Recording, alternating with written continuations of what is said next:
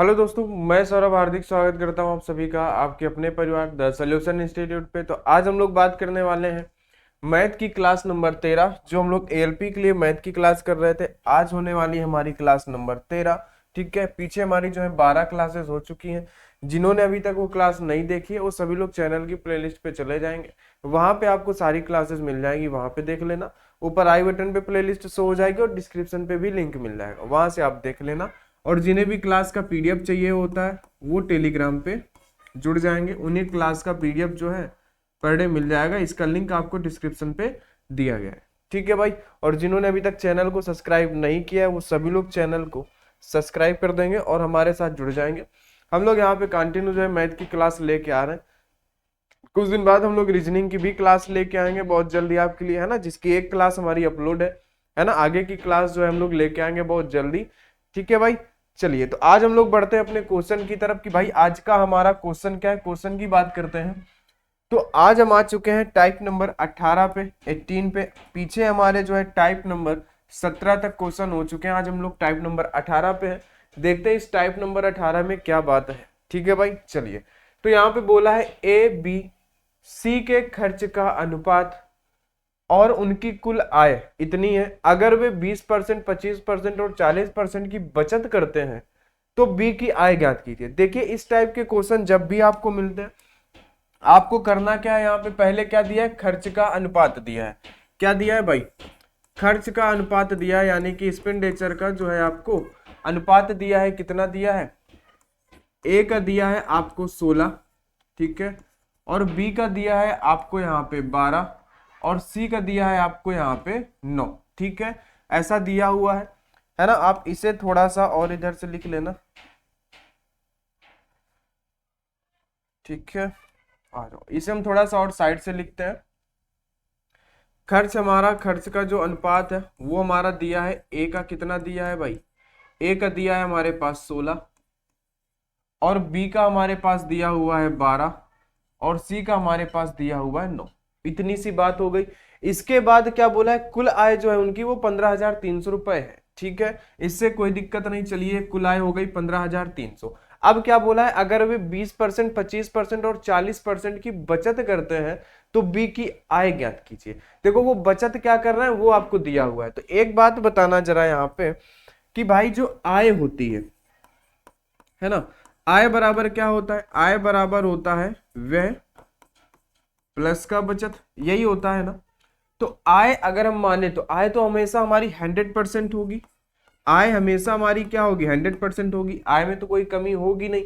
अब क्या कर रहे हो, आपकी इस आय में से अगर 20% आप क्या कर दे रहे हो, बचत कर रहे हो। 20% अगर आप बचत कर रहे हो, अगर ए ने, देखो ये ए का है कि अगर उसने 20% बचत की, अगर मान लीजिए आपने क्या किया, अपनी आय का 20% बचत किया, तो मतलब क्या हुआ, आपने 80% खर्चा कर दिया।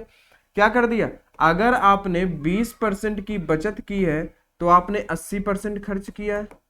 बोलो बात, इतनी बात बताओ, आपने क्या किया, 80% खर्च किया। इतनी बात समझ में आई कि नहीं आई है। ठीक है, इसे आप लोग नोट कर लेना साइड में कि ये हमारा क्या होगा, हम आय हमेशा 100% मानते हैं क्योंकि आय हमेशा हमारी 100% होती है। तो देखो भाई, आपने जब 20% क्या की, बचत की, तो आपने खर्च कितने की, 80, यानी, और ये खर्च का ही अनुपात दिया है, यानी कि ये 16 किसकी वैल्यू है, इस 80%। देखो होगा क्या कि भाई ये 80% किसके बराबर है, ये 16 की वैल्यू है। बात यही तो है। आपने 20% क्या करी, बचत करी, तो 80 खर्च किए।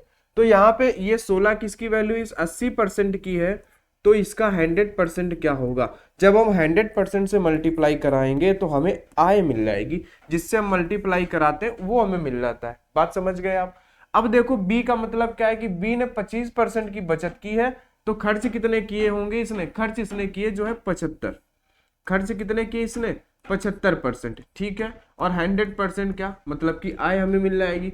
बात आप समझ गए। सी की अगर बात करें तो सी ने 40% बचत की है, यानी कि इसने 60% खर्च किए हैं, तो 100% क्या, इतनी बात आप समझ गए।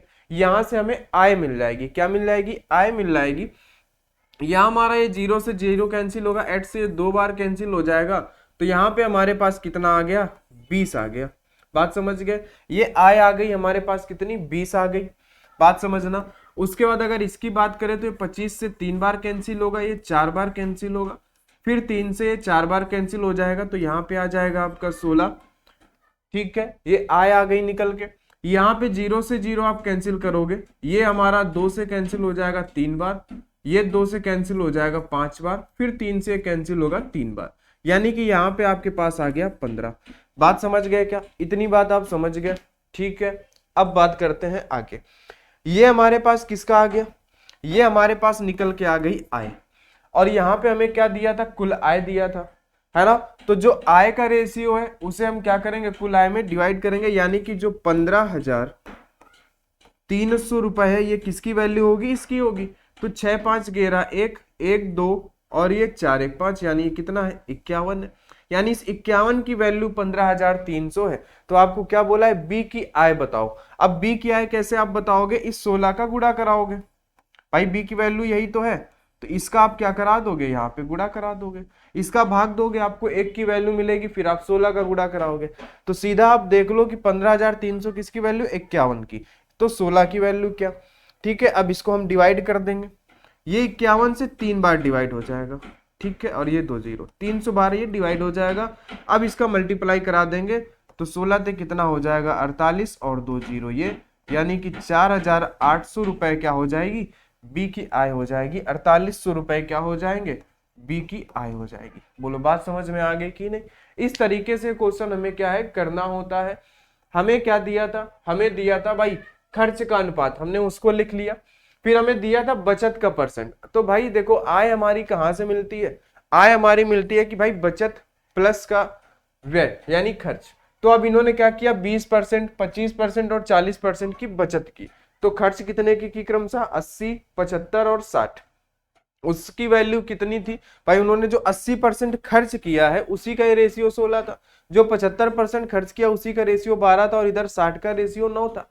हमने उससे डिवाइड किया और मल्टीप्लाई कराया 100 से, इससे हमें क्या मिल गई? टोटल आय मिल गई। बात समझ गए? इन सबको जोड़ा, 15,300 टोटल आय थी, 51 से डिवाइड किया तो 16 की वैल्यू पूछा था, हमने उसको बता दिया। ठीक है भाई, ये हो गया। अगले क्वेश्चन पे चलते हैं। सेम वही क्वेश्चन है यहाँ पे, ठीक है, सेम क्वेश्चन दिया गया, बस थोड़ा सा कुछ ना कुछ बदलाव यहाँ पे हुआ होगा। तो हम सेम पैटर्न से करेंगे भाई। क्या है? एबीसी की कुल आय। अब देखो यहाँ पे आय दे दिया, यहाँ पे आपको कितना? 40,400 रुपए है। उनका खर्च क्रमशः 80, 85 और 75% है, और बचत का अनुपात इतना है। तो भाई हम परसेंट के साथ तो कर सकते हैं कुछ भी, लेकिन अब अनुपात के साथ हम यहाँ पे कुछ नहीं कर सकते हैं। तो पहले हम अनुपात लिख लेंगे, और ये अनुपात कितना है? किसका है? बचत का है, यानी कि ये अनुपात है सेविंग का, है ना। ए का अनुपात हम कितना मानेंगे कि भाई ए का अनुपात है 5, अगर बी का बोले तो बी का अनुपात है 6, और अगर सी का बोले तो इसका है 9। बात समझ गए? फिर से वही तरीका है यहाँ पे कि आय बराबर बचत प्लस का व्यय। तो उनका खर्च 80% है। अब आपको देखना है रेशियो में किसका दिया है? बचत का। तो हमें क्या करना पड़ेगा? बचत निकालनी पड़ेगी। तो देखो उनका खर्च कितना है? 80% है, तो बचत कितने की करेंगे? 20% की करेंगे। अगर उन्होंने खर्चा 80 कर दिया है तो बचत कितने की होगी? 20 की, यानी ये किसकी वैल्यू है? 20 की। तो 100% कर देंगे तो हमारे पास आय निकल के आ जाएगी। क्या निकल के आ जाएगी? आय। बात समझ गए? अब यहाँ पे बी की वैल्यू 6 है, जबकि बी 85% खर्च करता है, यानी वो 15% बचाता है। तो बचत का ये 15 है, तो 100 की वैल्यू क्या? अब 9 की अगर इसकी सी की बात करें तो 75% क्या कर देता है भाई? खर्च करता है। तो बचाया कितना इसने? 25% बचाया। और 100% की वैल्यू क्या? बस इसी को हमें कैलकुलेट करना था, है ना। 20 पंचे 100, तो ये कितना आ गया? इधर आ गया हमारे पास 25 अनुपात में। ठीक है, 5 से डिवाइड करेंगे, 5 नहीं 15, और 20 पंचे 100। ठीक है, 5 से डिवाइड किया, फिर 3 से, 3 दूना 6, तो ये आपके पास कितना आ गया? 40 आ गया अनुपात। ये 25 चौको 100, तो 9 चौको 36, ये आ गया आपके पास आय का अनुपात। अब यहां से आपको क्या निकालना था? एक ही आय ज्ञात करनी थी, और टोटल आय हमें दी हुई है, और ये आय का रेशियो है। तो बस कुछ नहीं करना, हमें क्या करना है? टोटल आय को उसके रेशियो से, यानी कि देखो ये जो है 40,400 रुपए है, ये किसकी वैल्यू है? इसकी वैल्यू है, यानी कि 6 5 11 4 3 7 2 9, 9, यानी कि किसकी वैल्यू है? 101 की वैल्यू है। 101 की वैल्यू है 40,400। तो हमें ए की आय पूछा है यानी इसकी वैल्यू पूछा है, तो हम इसको 25 से गुणा करा देंगे। क्या करा देंगे? 25 से हम इसको मल्टीप्लाई करा देंगे। कुछ नहीं है, आसान है, ठीक है, बस हमें अपना दिमाग लगाना है। ये कितनी बार इससे डिवाइड होगा? 4 बार, 2 0 ये, ठीक है। बात आप समझ गए इतनी सी, ठीक है। बोलो भाई, चलो आगे बात करते हैं। 4 आया तो यहाँ पे आप गुणा कराओगे 25 चौको 100, कितना? 25 चौको 100 आया और 2 0 ये आ गए, यानी कि आपका आंसर आ गया 10,000 रुपए। कितना आया? 10,000 रुपए। ए नंबर आपका यहाँ पे सही हो जाएगा, 10,000 रुपए। क्या था? कुछ भी नहीं था, हमें रेशियो दिया था बचत का, तो हम इसको बचत के परसेंट से ही डिवाइड करेंगे। खर्च 80 तो बचत हमारी 20 हुई, 100 से मल्टीप्लाई कराया यानी आय मिलेगी। खर्च हमारा 85 तो बचत हमारा 15, 15 से डिवाइड किया हमने 100 का गुणा कराया यानी हमें आय मिलेगी। 75 खर्च हुआ, 25 की बचत हुई, हमने इसको 25 से डिवाइड किया, गुणा कराया 100 से, हमें आय मिलेगी। वही चीज हमने यहाँ की कि टोटल आय का अनुपात 40,400 है, हमने इस रेशियो से, आय के रेशियो से डिवाइड कराया, 25 का गुणा कराया तो हमें ए की वैल्यू मिलेगी 10,000 रुपए। बाकी और हमारे पास कुछ नहीं था, सिंपल था, बिल्कुल आसान था, ठीक है। चलिए आगे बात करते हैं हम लोग। अब आ गए टाइप नंबर 19 पे। टाइप नंबर 18 उम्मीद है आपको अच्छे से समझ में आ गया होगा। हमें आय और बचत का ही रेशियो देता है, हमें उसे आराम से कर लेंगे, ठीक है भाई। बोलो अब बात करते हैं यहाँ पे, इस टाइप पे देखते हैं है क्या आखिर।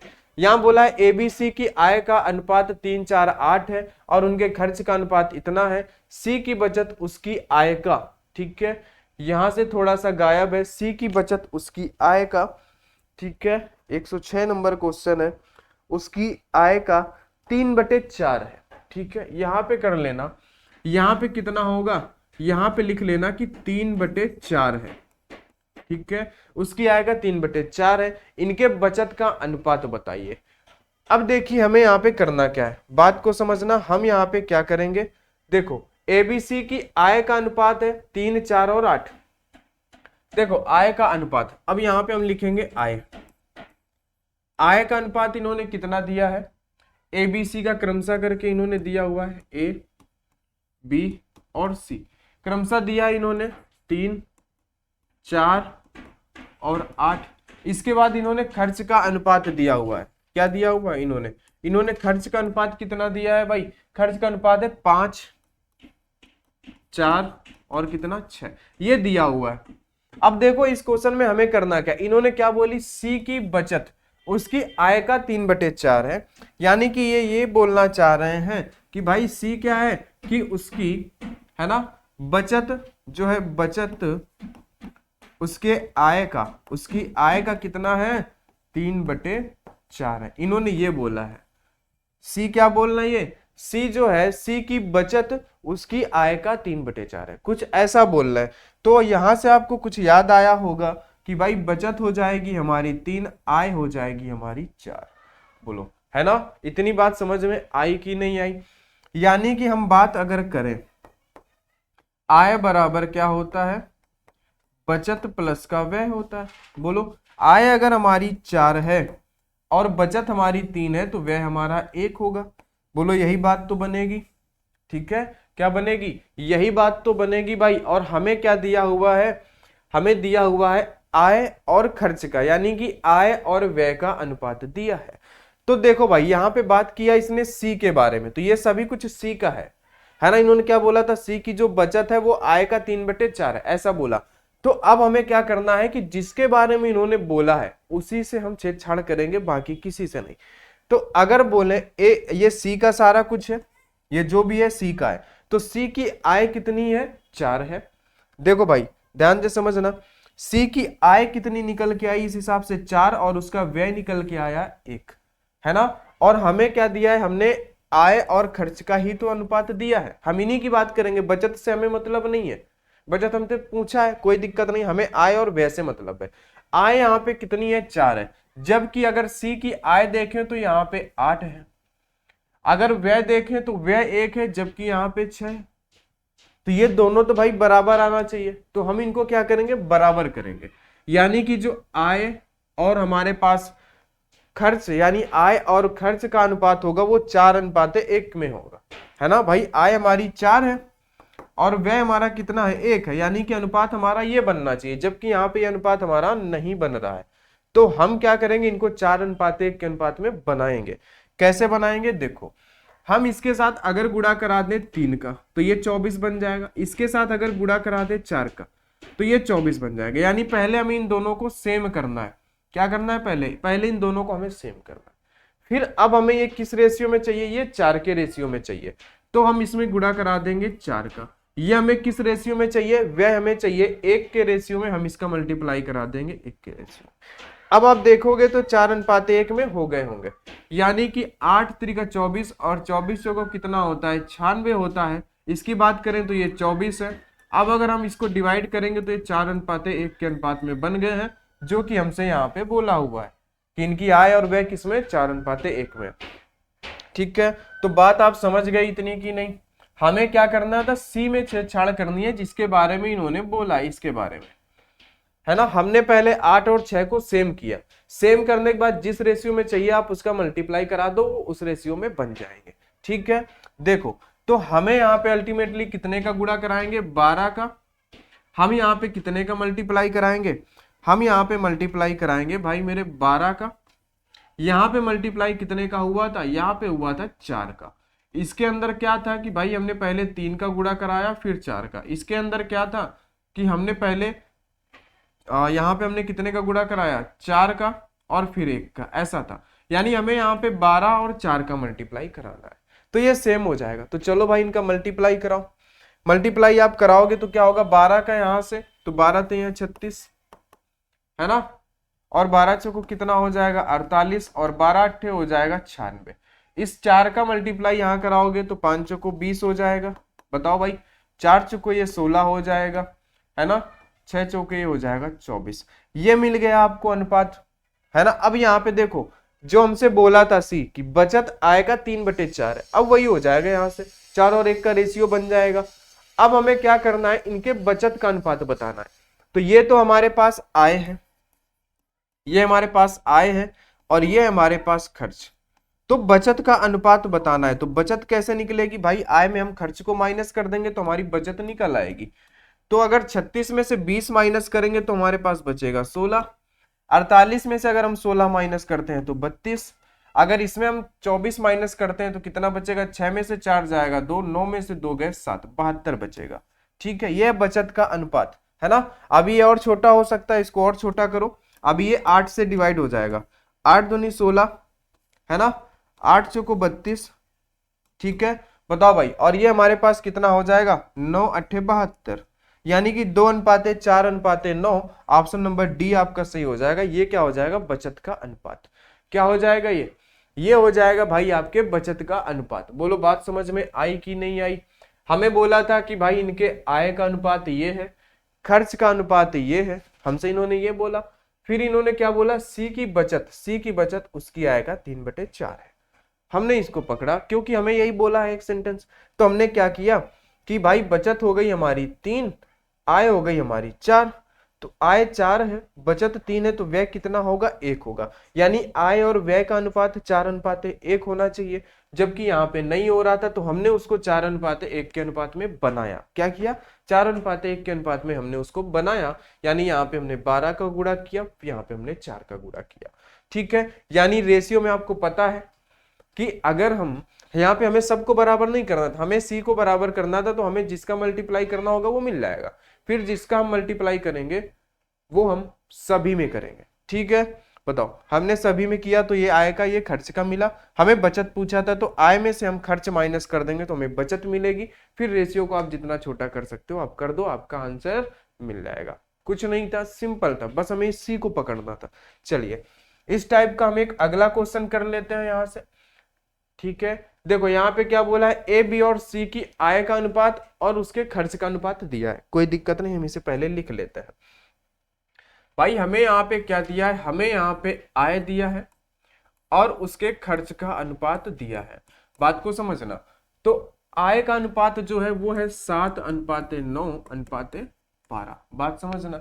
और खर्च का अनुपात है 8:9:15। इतना दिया इन्होंने। फिर बोला है कि यदि ए अपनी आय का ठीक है, अपनी आय का यहां पे कर लेना भाई, अपनी आय का कितना होगा 1/4, है ना, 1/4 यहाँ पे कर लेना 1/4, 1/4 हिस्सा बचत करता है ना, यहाँ पे थोड़ा करेक्शन कर लेना, है ना, कितना 1/4 हिस्सा बचत करता है, तो ए, है ना, ए बी और सी की बचत का अनुपात आपको बताना है, क्या करना है, ए बी और सी की बचत का अनुपात आपको बताना है, किसका बताना है, ए बी और सी की बचत का अनुपात। ठीक है भाई, चलो आ जाओ। तो अब यहाँ पे क्या बोला है, जो ए है वो क्या है, वो क्या है, वो जो है अपनी आय का, यानी जो आय है ना, आय का 1/4 हिस्सा निकालें तो वो उसकी बचत करता है। क्या करता है, यही सेंटेंस बोला गया, इसी को हमें कनेक्ट करना है। क्या बोला है, आय का 1/4 हिस्सा बचत करता है, यानी अगर हम आय का 1/4 हिस्सा निकाल लें तो वो उसकी बचत करता है। तो अब बताओ यहाँ पे आय क्या हो जाएगी भाई, आय कितना हो जाएगा, यहां से आय हो जाएगा आपका 4, आय का 1/4 तो आय हो जाएगा हमारा 4। ठीक है, तो बचत हमारी कितनी हो जाएगी, बचत हो जाएगी हमारी 1। जब आय हमारी 4 है, बचत हमारी 1 है, तो व्यय हमारा कितना हो जाएगा बताओ भाई, तो व्यय हो जाएगा हमारा 3। बोलो, क्योंकि व्यय प्लस बचत हमारी आय होती है, बचत हमारा 1 है तो व्यय हो गया हमारा 3। और यहाँ पे अनुपात भी आय और खर्च का दिया है। ठीक है, और ए से अब हमें मतलब है, क्योंकि हमने ए को छेड़ा है तो हमें ए से मतलब है, यानी ए हमारा क्या होना चाहिए, ठीक है, ए की जो आय है वो 4 होना चाहिए और जो व्यय है वो 3 होना चाहिए, यानी कि 4:3 के अनुपात में इनको होना चाहिए, किसमें 4:3 के अनुपात में आय और व्यय होना चाहिए। ठीक है, यहाँ पे अगर देखो तो ऐसा नहीं है, तो हम इसको भी बराबर करेंगे। तो हम बराबर करने के लिए करेंगे क्या, यहाँ पे हम पहले 8 का गुणा करा देंगे, ये बराबर, यहाँ पे हम 7 का गुणा करा देंगे, ये बराबर। अब हमें किस रेशियो में चाहिए, ये 4 में चाहिए, आय हमारी 4 में, बचत हमारी 3 में। तो हम यहाँ पे 4 का मल्टीप्लाई करा देंगे, यहाँ हम 3 का करा देंगे, यानी कि अल्टीमेटली हम यहाँ 32 का गुणा कराएंगे, यहाँ हम 21 का गुणा कराएंगे, तो हम डायरेक्ट लिख लेते हैं। ठीक है, यहाँ पे हम कितने का गुणा कराएंगे 32 का, यहाँ पे हम गुणा कराएंगे 21 का। तो जो ए के बारे में हमने ये निकाला है, ये हमारा कथन सही हो जाएगा कि भाई ए आय का 1/4 भाग बचत करता है, यानी आय अगर उसकी 4 है तो इसका 1 भाग बचत करता है। ठीक है, तो व्यय वो करता है 3 भाग, तो हमने वो बना लिया इसका। अब हम इस 32 का सभी में गुणा कराएंगे, 32 का हम क्या कराएंगे, सभी में गुणा कराएंगे। तो 7 दूनी 14, 4, 7 त्रिका 21 और 1 22, 224। इसका 9 में गुणा कराएंगे, 9 दूनी 18 का 8, 1 हासिल लगा, 9 त्रिका 27 और 1 28। ठीक है भाई, 12, 12 दूनी 24 का 4, 12 ताई 36 और 2 हो जाएगा 38 हो जाएगा। ये आपके पास आ गई आय। ठीक है, अब व्यय जो होगा, व्यय क्या है उसको निकालते हैं। 21 का 8 एकम 8, 8 दूनी 16, बात समझ गए। यहाँ पे 9 एकम 9, 9 दूनी 18, बात समझ गए यहाँ पे, है ना। 15 एकम हो जाएगा 15 का 5 और 15 दूनी 30, है ना, 30 और 1 हो जाएगा 31, 315 हो जाएगा। तो अब हमें क्या निकालना है भाई, हमें अनुपात निकालना है बचत का। तो आय और व्यय हमें दिया हुआ है, आय और व्यय दिया है, तो हम आय में से व्यय को माइनस कर देंगे तो हमारी बचत आ जाएगी। क्या आ जाएगी, बचत। तो अब देखो यहां से 14 में से 8 जाएगा तो आपके पास कितना बचेगा, 6 बचेगा। ठीक है, यहाँ पे आपके पास बचा 1, यानी 21 में से 16, है ना, तो कितना बचेगा 5, यानी 56 बचेगा यहाँ पे। बताओ भाई, बोलो। अब यहाँ पे अगर देखें तो 18 में से 9 जाएगा, 18 में से कितना जाएगा भाई, 18 में से अगर आप 9 माइनस कर रहे हो तो 9 ही बचेगा। यहाँ पे बचा 27, 27 में से आपका 18 गया, यानी यहाँ पे कितना बचा, 99 बचा, 99 बचा।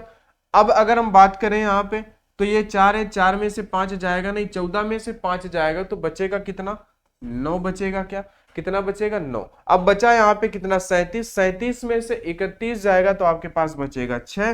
तो ये आ गया आपका किसका अनुपात, ये आ गया आपका बचत का अनुपात।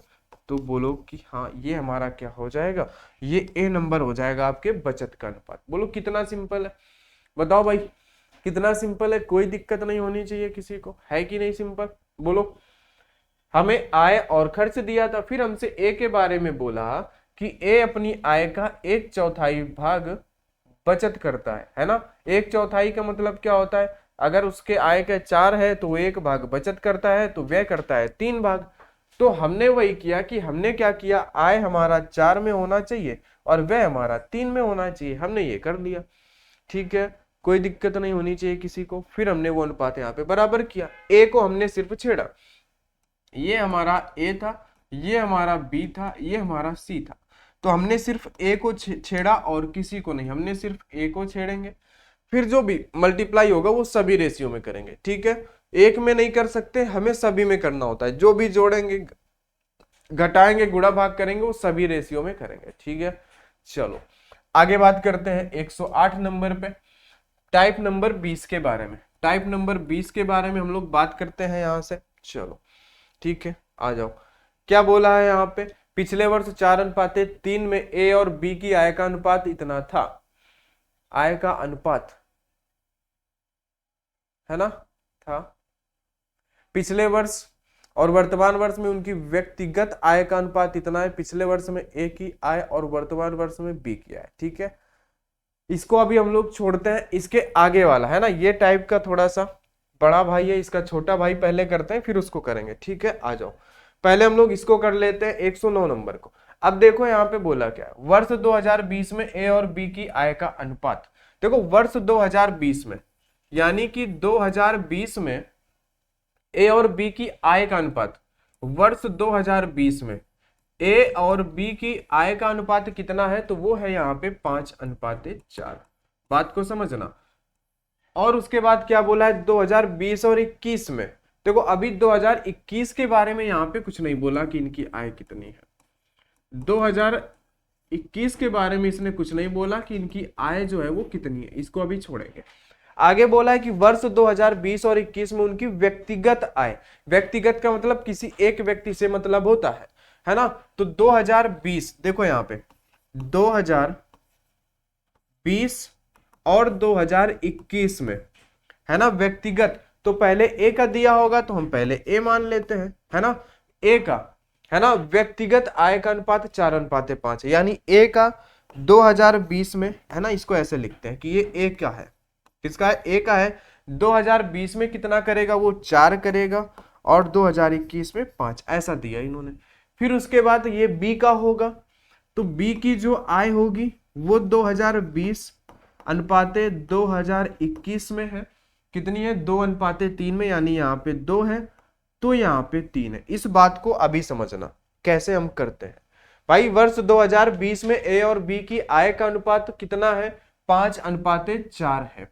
कितना है 2020 में, 5:4 है, जो कि हमने यहाँ पे लिखा।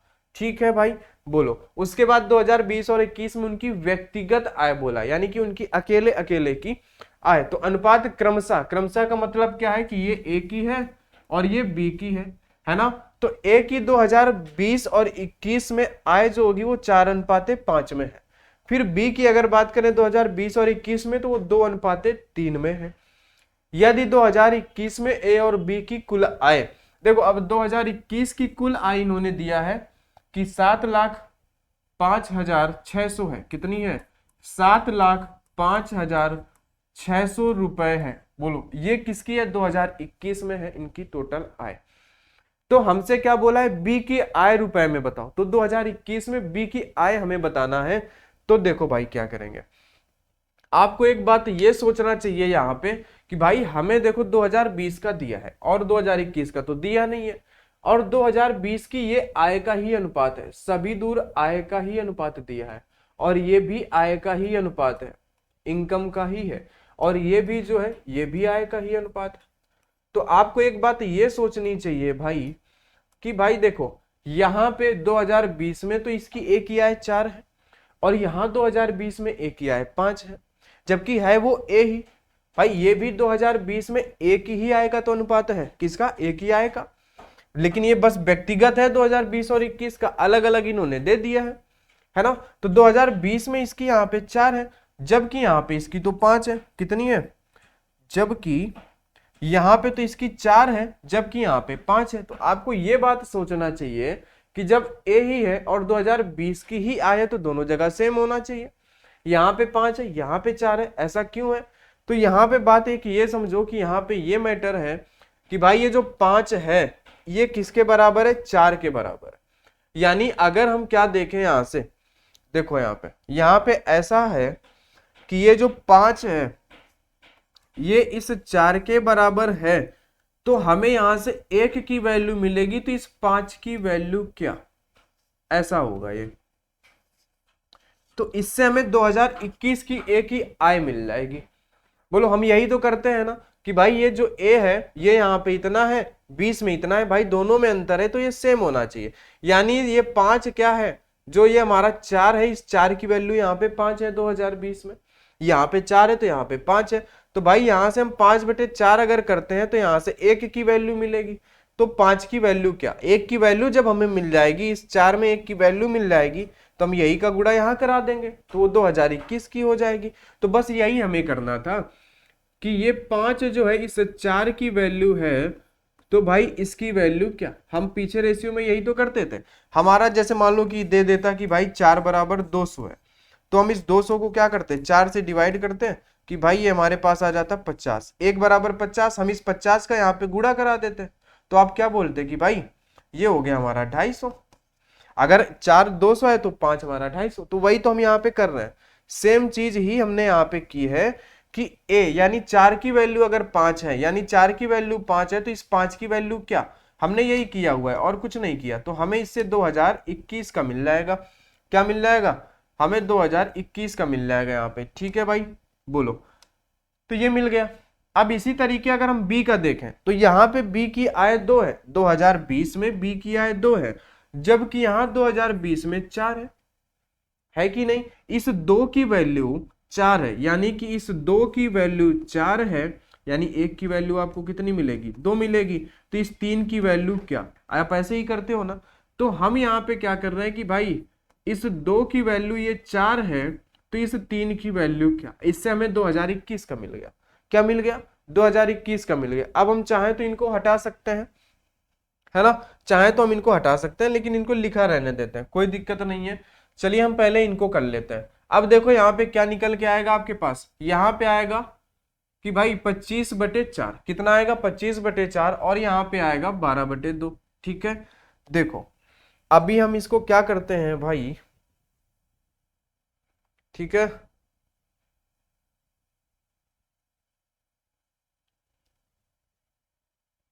इसको थोड़ा सा हम लोग छोटा कर लेते हैं, लेकिन ये क्वेश्चन छोटा हो जाएगा। ठीक है, इस क्वेश्चन को छोटा करके चिपका देते हैं इधर। ठीक है, बात को समझना, इस क्वेश्चन को छोटा करके इधर कर देते हैं ताकि हमारे कुछ कैलकुलेशन के लिए जगह बच जाएगी। ठीक है भाई, बोलो, आ जाओ। है ना, क्वेश्चन आपको दिख ही रहा होगा, क्वेश्चन आपने पढ़ लिया है ना, बाकी आप देख लेना। चलिए अब हम क्या कर रहे हैं कि भाई हम इसको सॉल्व करेंगे। तो ये कितना आएगा, इसको जब हम सॉल्व करेंगे तो ये कितना आएगा, ये आएगा हमारे पास 25/4, और अनुपात में कितना आएगा हमारे पास, अनुपात में आएगा हमारे पास 12/2, यानी 2 से डिवाइड कर दोगे तो ये 6 आ जाएगा। अब इसका इधर मल्टीप्लाई हो जाएगा, तो 25/24 आ गया। बात को समझना, ये 2021 आ गया। ये 2021 में क्या आया, टोटल आय का अनुपात आया, और 2021 में टोटल आय भी आपको दिया था कितना, 7,05,600। तो आप इसको डिवाइड कर दो कितने से, 5 4 9, यानी 49 से इसको डिवाइड करो। ठीक है, 49 से अगर आप इसको डिवाइड कर दोगे तो 1 की वैल्यू मिल जाएगा। फिर आपसे पूछा है कि 2021 में बी की आय क्या है, 2021 में बी की आय क्या है। तो बी की आय बताने के लिए 2021 में बी हमारा 24 होगा, तो हम इसको 24 से गुणा कराएंगे। कराएंगे कि नहीं कराएंगे, बात को समझना। एक बार इसको और समझा देंगे, पहले इसे करते हैं।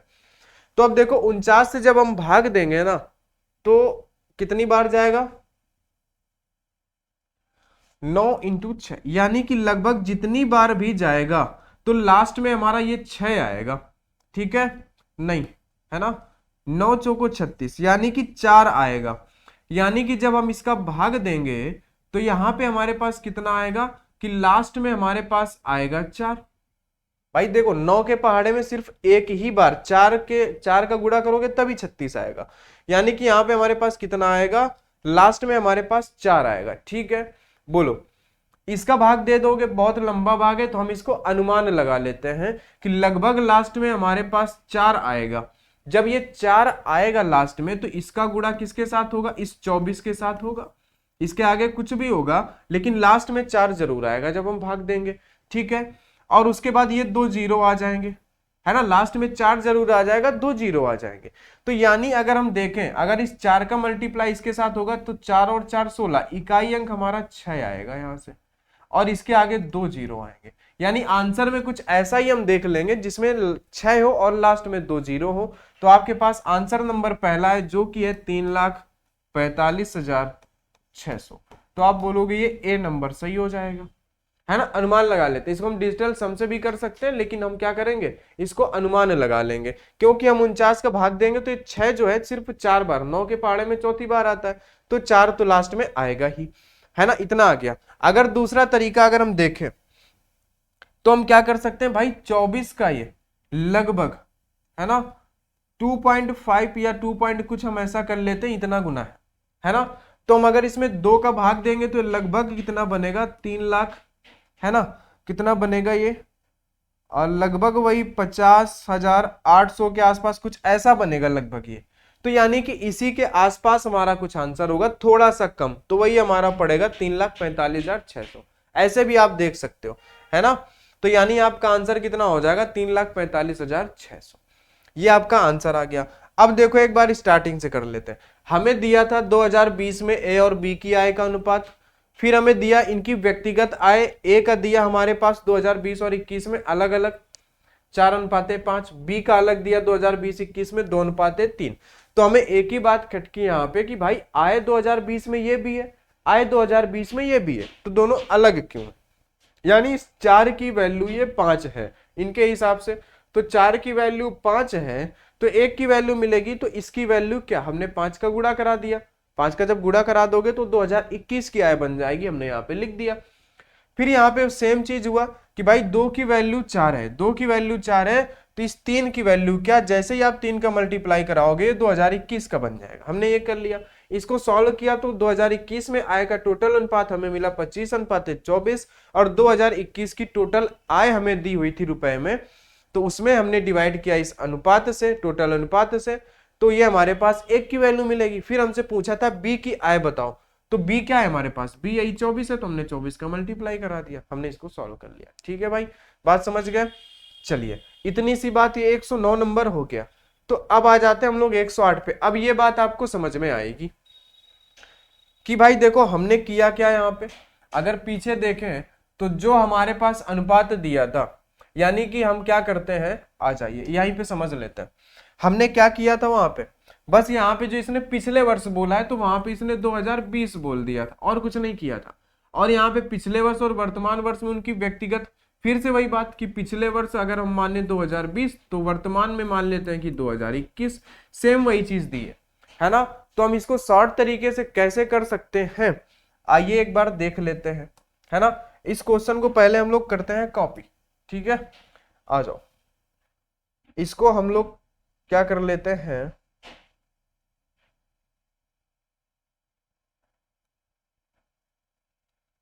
आ जाओ, इसको एक बार आपको समझा देते हैं थोड़ा सा, फिर इसको हटा देंगे, ठीक है।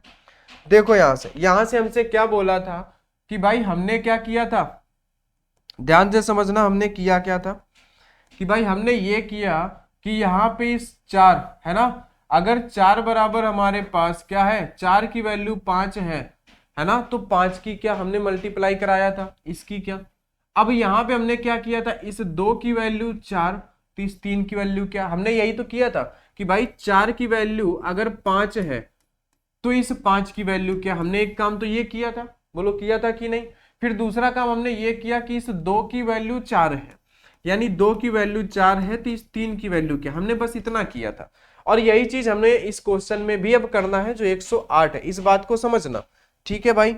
बोलो इस बात को आपको समझना पड़ेगा। आइए पीछे चलते हैं, यहाँ पे बात को समझते हैं कि भाई यहाँ पे जो अनुपात दिया है कि भाई अगर ये 3 बराबर 4 है तो इस 4 का मतलब क्या, क्योंकि हमें देखो क्या करना पड़ेगा कि वर्तमान वर्ष में उनकी कुल आय दी है, तो हमें वर्तमान निकालना पड़ेगा। क्या निकालना पड़ेगा?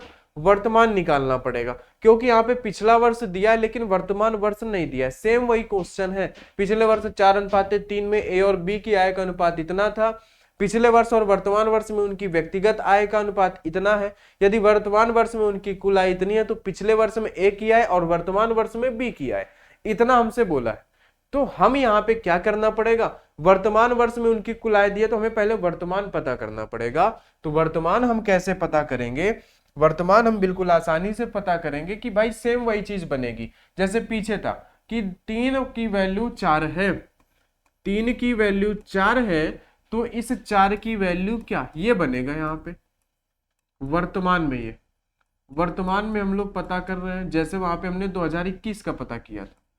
अब यहाँ पे बी है, तो इस 5 की वैल्यू, इस 5 की वैल्यू अगर 3 है तो 6 की क्या है ना, अगर इस 5 की वैल्यू 3 है तो इस 6 की वैल्यू क्या, सेम यही चीज बनेगी।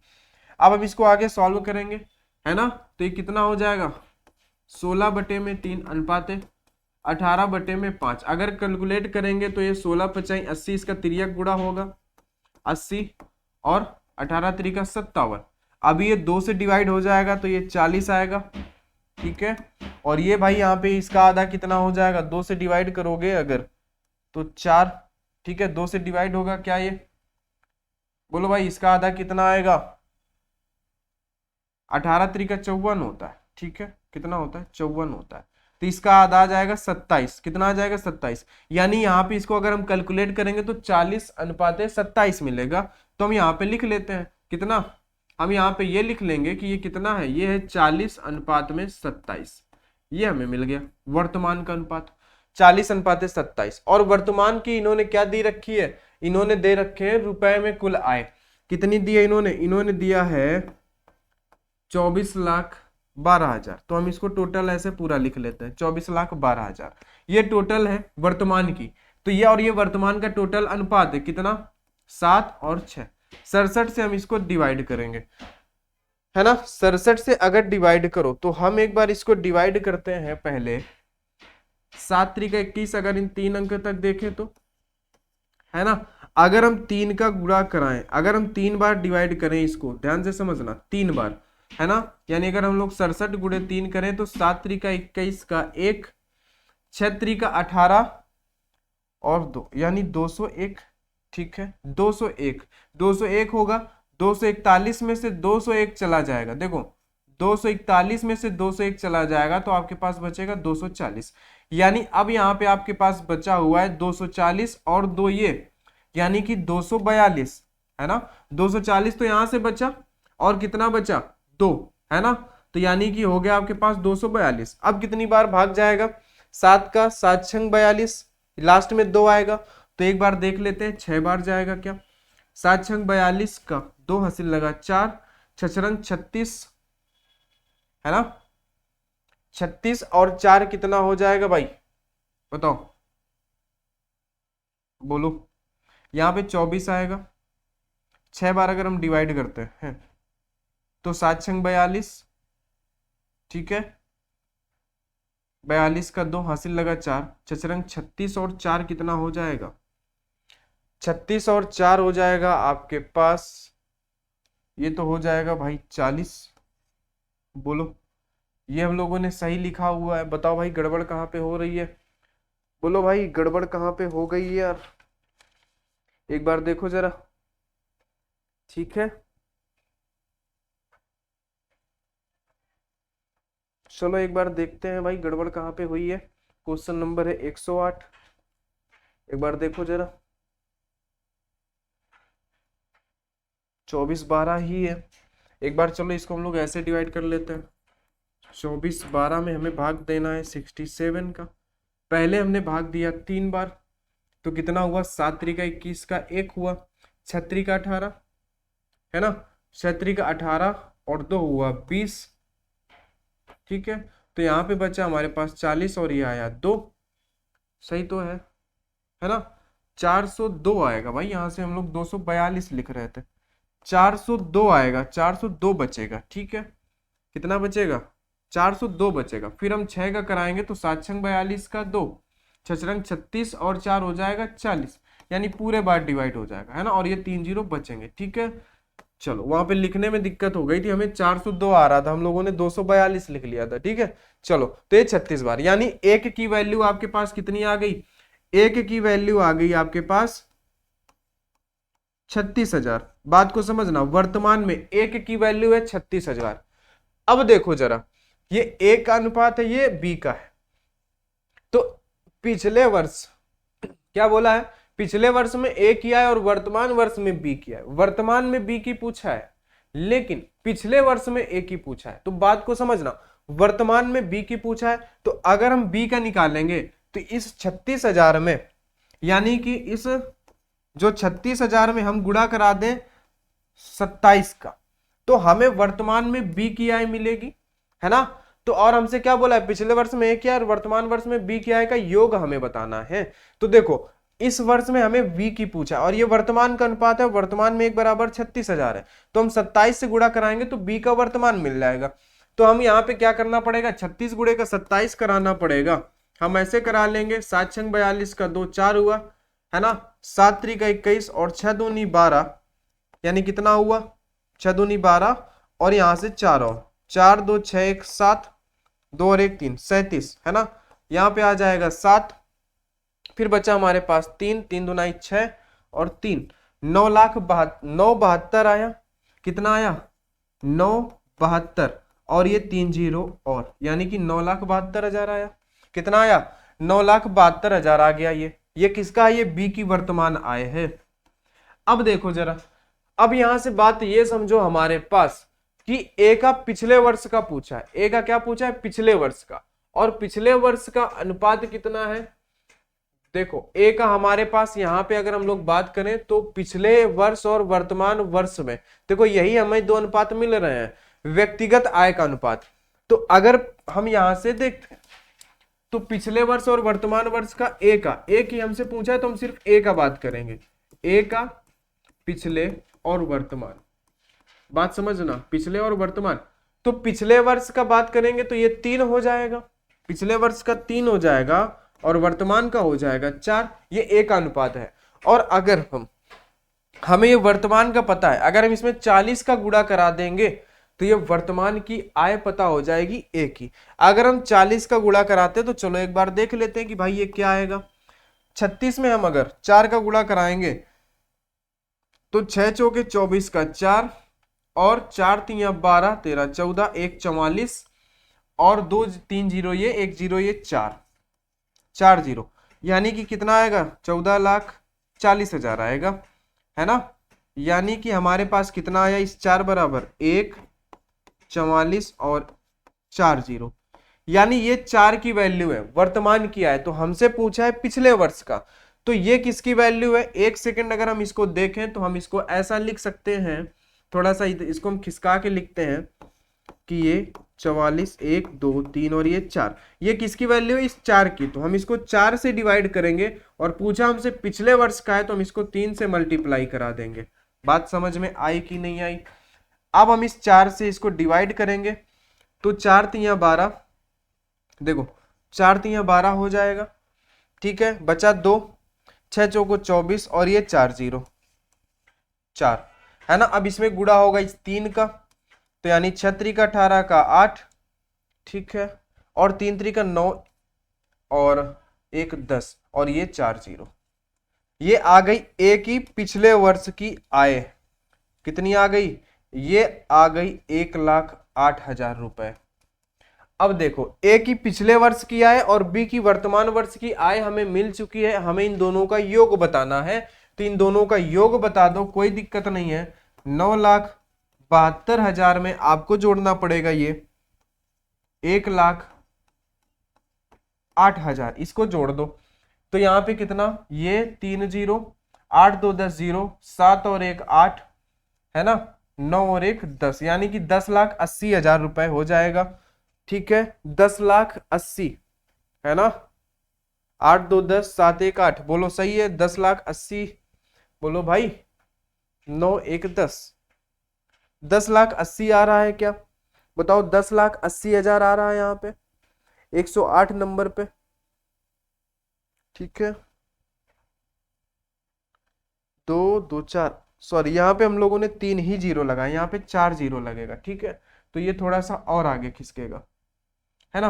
देखो यहाँ पे 4 जीरो लगेंगे, 2 3 और 4, और फिर आएगा हमारे पास 801, ऐसा 10,80,000 है। तो ये 3 जीरो, अब यहाँ पे हमारा आएगा 2 आ जाएगा यहाँ पे, फिर 8 और 7 हो जाएगा हमारे पास कितना, 15 का 5, 9 और 1 10 का 0, 1 और 1 2, यानी 2,52,000, 20,52,000 आएगा। 20,52,000 ऑप्शन नंबर डी आपका सही हो जाएगा, 20,52,000। ठीक है, बोलो बात समझ में आई कि नहीं, है ना। काफी लंबा था लेकिन आसान था, समझाने में देर लगती है, आप अगर समझो तो पिछले वर्ष का 4 और 3 है, ए और बी की आय का अनुपात, और पिछले वर्ष और वर्तमान वर्ष में उनकी व्यक्तिगत आय अलग अलग आय है इतनी, तो अलग अलग आय की अगर बात करेंगे तो ए यहाँ पे 3 है जबकि यहाँ पे 4 है।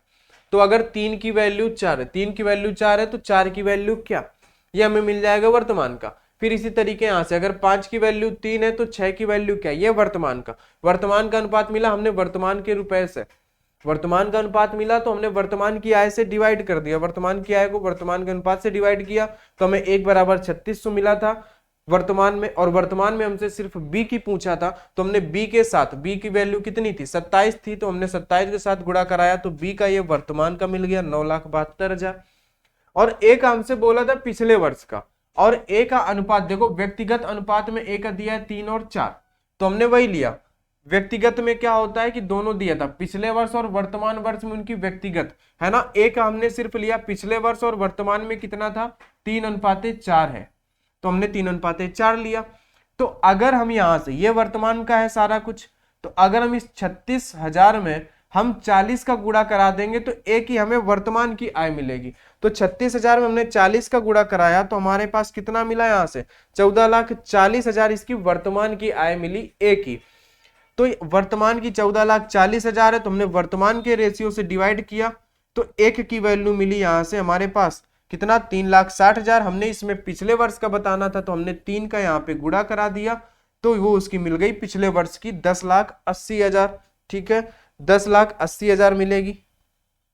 ठीक है, इन पॉइंट को यहां से हटा देना, 10,80,000 मिलेगी भाई। ठीक है, 10,80 मिलेगी। फिर हमें एक दोनों का योग पूछा तो हमने इसको और इसको जोड़ दिया तो 20,52,000 आ गई हमारे पास। ये था इसका, सिंपल था, आसान था, जैसे कि हमने इसको किया था। ठीक है, इस टाइप के क्वेश्चन अब आप कर लोगे। आगे टाइप नंबर 21 पे आते हैं, 110 पे। ठीक है, ये थोड़ा सा आज के लिए आपके पास ज्यादा हो जाएगा। एक व्यक्ति ने 4 जोड़े काले जुराब और कुछ जोड़े भूरे जुराब का ऑर्डर किया, है ना। काले रंग के जुराब की कीमत भूरे रंग के जुराब की कीमत से 2 गुनी है ना। इस क्वेश्चन को हम लोग कल की क्लास में कंटिन्यू करेंगे, है ना। आज आप लोग ये बताना कमेंट में कि भाई ये जुराब क्या होता है ना, अगर कुछ लोगों को पता है तो। ठीक है, बाकी आगे क्वेश्चन हम लोग कल करेंगे। टाइप नंबर 21 से हम लोग कल कंटिन्यू करेंगे। ठीक है, तब हम लोग बात करेंगे जुराब क्या होता है। आप लोग भी बताना कमेंट में जुराब होता क्या है। ठीक है भाई, तो चलिए आज की क्लास में इतना ही, बाकी की बातें हम लोग कल की क्लास में करेंगे। अगर क्लास आपको बढ़िया लगी है तो भाई क्लास को जो है लाइक कर देना, अपने दोस्तों के साथ शेयर कर देना। ठीक है, और ये क्लास नंबर 13 थी, इसका PDF टेलीग्राम पे मिलेगा। आगे हम लोग कंटिन्यू करेंगे क्लास नंबर 14 में। ठीक है भाई, तो आज की क्लास में इतना ही, मिलते हैं हम लोग नेक्स्ट क्लास में। तब तक के लिए सभी को बहुत बहुत धन्यवाद।